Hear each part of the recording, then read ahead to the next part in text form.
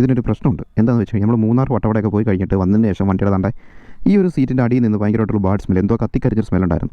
അപ്പോൾ വണ്ടി പുറത്ത് പോയിക്കൊണ്ടിരുന്നത് നമ്മുടെ ടൂർ കഴിഞ്ഞിട്ട് തിരിച്ച് വന്ന് ഞാൻ വേറൊരു വഴിക്ക് പോയതായിരുന്നു. അപ്പോൾ ആ സമയത്താണ് ഇങ്ങനെ ബാഡ് സ്മെൽ വന്നത്. ഞാൻ വണ്ടി തിരിച്ച് വീട്ടിൽ കൊണ്ടുവന്ന് സീറ്റ് വെച്ച് നോക്കിയപ്പോൾ ഭയങ്കര ദുർഗന്ധം. പിന്നെ പിറ്റേന്ന് ഞാൻ സർവീസ് സെൻ്ററിൽ കൊണ്ട് കൊടുക്കാനായിട്ട് വണ്ടി സ്റ്റാർട്ട് ആക്കിയപ്പോൾ തന്നെ ഇതാണ് അവസ്ഥ.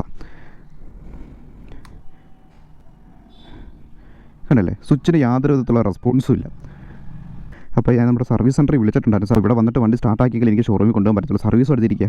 സർവീസിൻ്റെ ആ ഒരു സമയത്താണ് ഞാൻ ഈ മൂന്നാർ വട്ടവടയൊക്കെ കിടന്ന് കറങ്ങിയത്. അപ്പോൾ നമുക്ക് ടയറൊന്നും മാറ്റണമെന്നുണ്ട്. 2 ടയറും പോയി കിടക്കുകയാണ്. ഈ ടയർ നല്ല രീതിയിൽ പോയി ഒന്നുമില്ല.